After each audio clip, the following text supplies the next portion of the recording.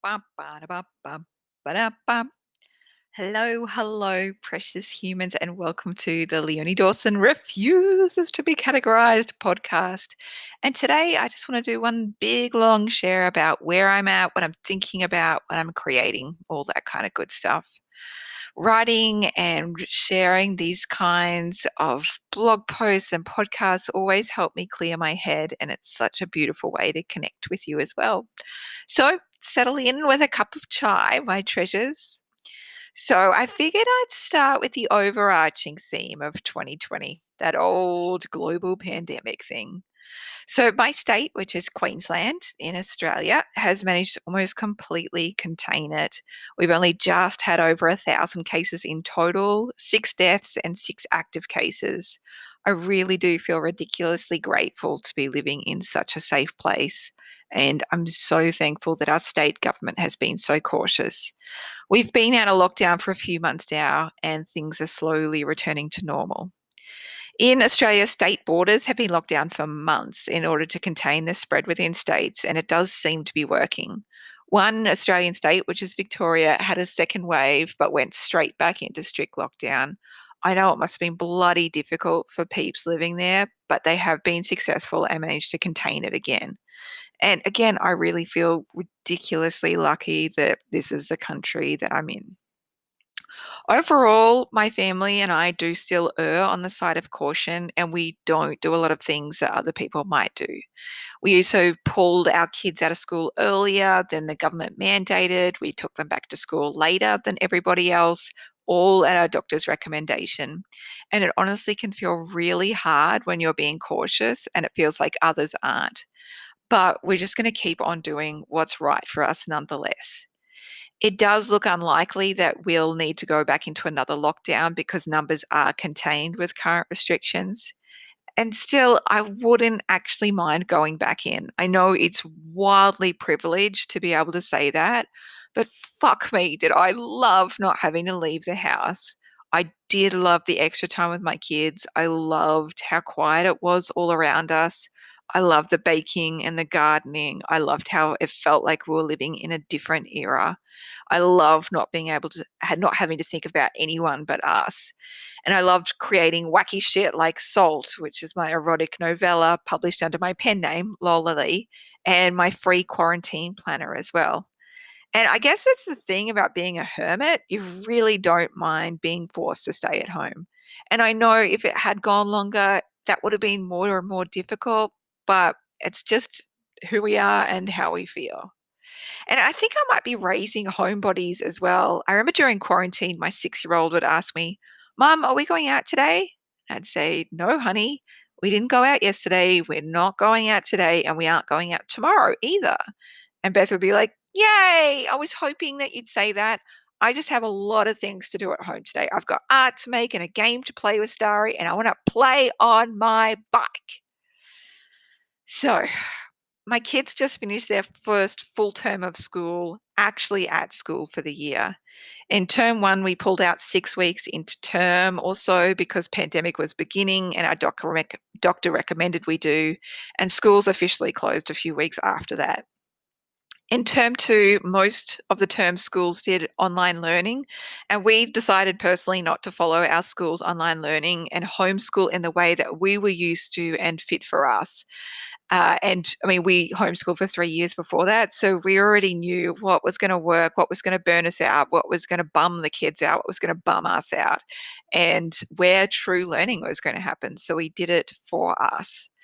And eventually, schools went back onto campus for the last few weeks, but we held back again on our doctor's recommendation to see how the numbers went afterwards. By term three, we were confident enough to send the kids to school for the term, but we pulled them out anytime there were school events that we didn't feel were COVID safe. And again, it can feel really hard being the overly cautious family, but I personally would prefer the regret of that than the regret of being sloppy and contracting COVID. Of course, like not everyone who contracts COVID is sloppy. What I'm saying is, if there's something that I can do to prevent me from getting COVID, then I prefer to be doing that. So, long term readers may remember that a few years ago I was horrifically ill for 6 months with what doctors later realized was most likely swine flu and that I should have been hospitalized with it. I was on endless antibiotics. I was tested for lung cancer and even tuberculosis. I remember my doctor going, "This would be amazing if you do have tuberculosis because it's completely unheard of." Um, but my symptoms matched. And I remember my husband standing over me with a furrowed brow and saying, "I have never seen someone so sick before." I was bedridden with fevers, my limbs hurt, I found it hard to swallow and eat. I would wake up in large pools of sweat. So much so that after I recovered, we had to replace our mattress because my side was stained yellow from the fever sweats. And that all up went for 6 months, and it felt like it took another 18 months after that for my body to recover. So, having been there and smoked that absolute shit stick, I don't want to redo. I've already spent a lot of my life bedridden thanks to swine flu and having hyperemesis gravidarum with my pregnancies.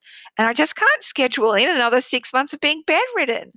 Of course, I can't know if COVID-19 would leave me incapacitated for that amount of time. I also can't know if I'd survive it either. So, COVID, no thank you and kind regards. I'm just going to keep on being cautious. We've just had 2 weeks of school holidays before term four starts. At the school my kids go to, they start term four with a 3-day camp. My eldest, Dari, who's now 10, is super excited to go. She went last year and had a glorious time.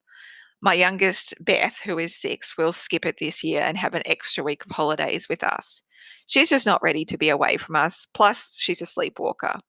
She does, however, have really big plans for herself. She wants to make art, read books with mummy, ride her bike, and listen to audiobooks. Having 2 weeks break has been glorious. I really do just love days upon days where we're all hanging out at home, going on little mini adventures together, and living life in our own gentle rhythm. I'm also on my 7th day of the Fast 800 program. It's rewiring my brain and body in glorious ways. I'm noticing my taste buds are changing. I crave leafy greens, and the small amount of fruit I have tastes very sweet. It's definitely not as hard as I was expecting it to be. I have 3 meals a day, which are way more nutritious than I usually would have. And I thought I was eating pretty well before. In the first 4 days, I lost 4 kilos, and I don't think I even lost that much when I jumped on that dumbass maple syrup, cayenne pepper, and lemon juice master cleanse 15 years ago. All that made me do was shit my pants multiple times.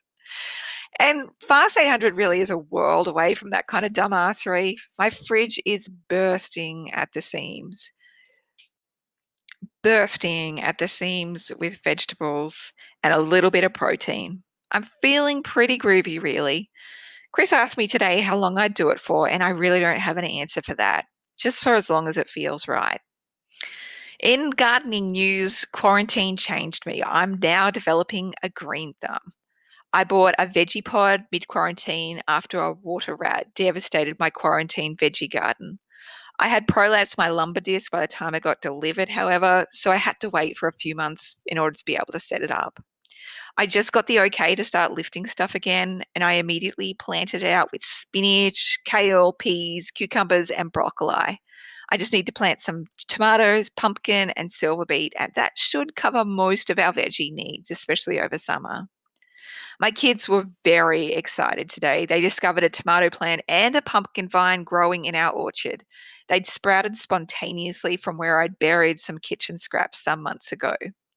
The water rats had previously dug down to eat all of those kitchen scraps as well, so I also bought myself a compost tumbler. I'm nearly at the point of having matured my first compost batch, and I am excited. I can't believe it. I love the ritual of going out to feed my compost multiple times a day. It gives me a moment to look at the sky and put my feet in the grass and marvel at all the microcosms at play decomposing my food scraps. Now, in terms of TV I've watched lately, Ted Lasso was a fucking joy to watch, and I totally ship Roy and Keely. I also had a minor sexual realization in that I absolutely have a fucking type. So my husband, my love, is a very intense Scorpio, and the only blokes that on TV that I find attractive are the same kind of intense brooders, like Mr. Darcy from the original TV series with Colin Firth, because fuck the movie. I loved Nick from New Girl, even freaking Doc Martin. Brooding intensity equals hello, Leonie Lady Boner. And that just makes me laugh so fucking much. Also, big fan of Long Way Up. We were rabid fans of Long Way Round and Long Way Down when they were aired around 15 years ago. And I'm thrilled the adventure is happening again. If you're not familiar with the series, it follows Ewan McGregor and his BFF Charlie Borman riding motorcycles on epic 3-month long quests around the world. This time, they're adding the extra intensity of attempting to ride through South America on electric motorbikes. If you haven't tried this doco series before, I highly recommend. It's exquisite and it's one of our very favorite things. So, let's talk about my kidly winks. My kids are 10 and 6 now. How's that possible? But they are, and it's a blessing to behold. I know I shared a lot about my kids in their early years. As they've gotten older and grown into their individual selves, I've naturally pulled back from sharing their stories or even many pictures of them publicly. I just want to give them space to be able to tell their own story, how and if they wish. Starry is 10 and has a dry, ridiculously hilarious sense of humor, just like her papa bear. She's already started beating me at chess and she loves Minecraft and audiobooks.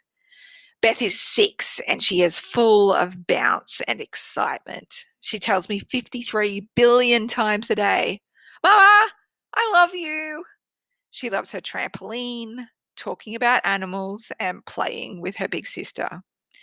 Both kids currently love art class and hate sports, and this makes me laugh. Can school preferences be genetic? Either way, they're fucking rad, and I'm lucky to be their mama.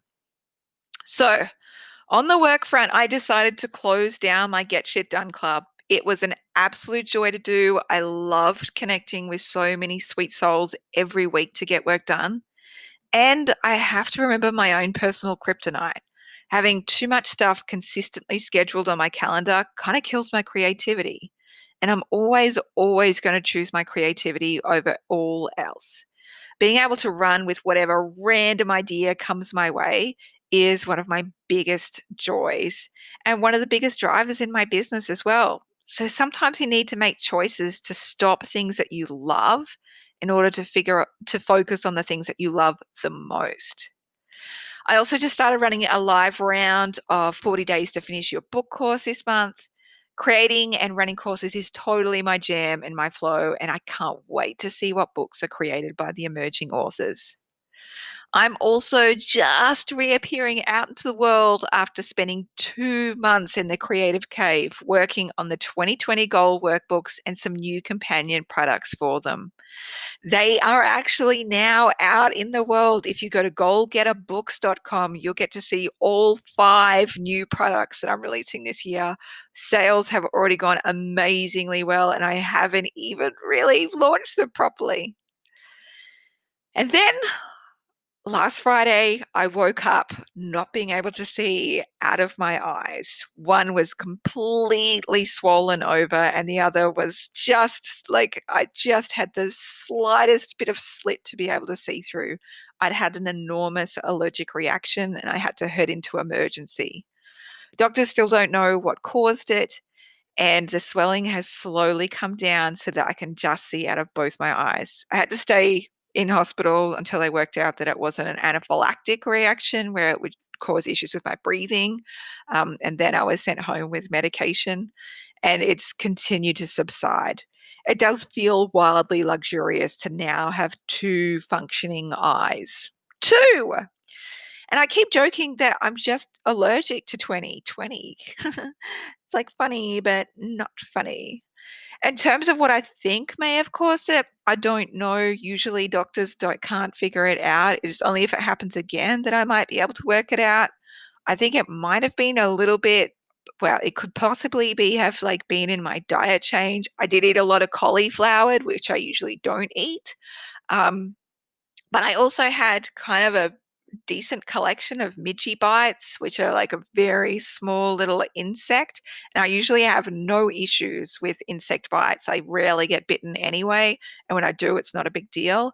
But these were pretty welted. And I was just talking to my dad, and he said that my grandmother, his mum, actually had significant allergic reactions to midgie bites. And so much so they actually had to sell a farm they were on because it had too many midges and move away from the coast because she was too allergic to them. So I don't know, but I'm fascinated, and it'll be interesting to see if it happens next time. Let's find out. Anyway, I'm just here and I'm going to continue to turn up and create and share what's on my heart. Life is big and hard and full of adventures and up and downs.